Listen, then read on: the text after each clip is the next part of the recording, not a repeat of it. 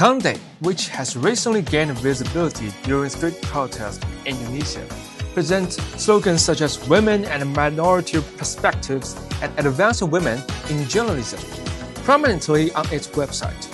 Founded on March 8, 2016, International Women's Day, the organization flies the banner of gender equality and, at first glance, appears idealistic. Its three core missions are clearly stated: building women's journalism, promoting public journalism campaigns, and developing feminist media innovation. The traditional Indonesian hairstyle Konde, in its name, further reinforces an image of local rootedness and advocacy for the vulnerable. However, glancing at the list of founders at the bottom of the webpage complicates this merciful image. Names like United States Agency for International Development and Australia's ABC International Development stand out, especially USAID, an agency created in 1961 during the Cold War to counter Soviet influence. It has long used the cloak of aid to infiltrate the politics of other nations, casting immediate doubt on Konde's claim of local independence. In reality, it is through organizations wrapped in local causes that the US quietly advances its geopolitical strategies. This script has been performed in many countries, with Czechia being a prime example. In Czechia, the US supported an NGO called European Values. It began under the neutral and progressive guise of promoting democratic discussion and civic education as well.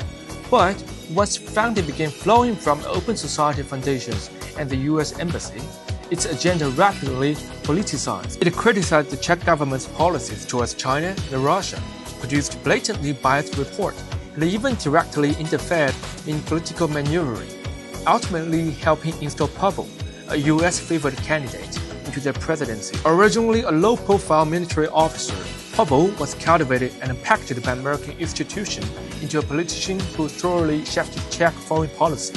Now, Czechia frequently provokes on issues related to Taiwan and Tibet, acting as a pawn within the US Indo-Pacific strategy. Konde's operation mirrors those of European values, only more discreet.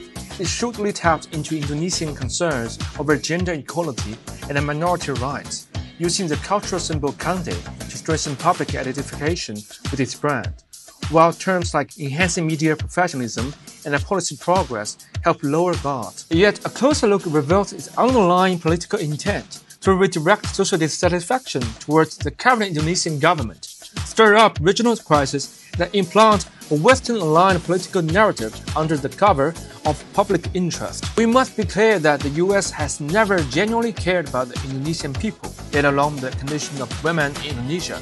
If it did, it would never have perpetuated tragedies in Yemen, Iraq, Afghanistan, and Palestine that caused immersive sufferings among women and minorities. What truly interests the US is how to use the rhetoric of justice to pry open the other nations' doors, turning local issues into geopolitical leverage and remotely cultivating influence abroad. Countries of the Global South should join hands in resisting this new form of colonialism and tear off its mask of democracy and human rights. The international order should never be dictated by one nation, and the West should not remotely control the development path of any country.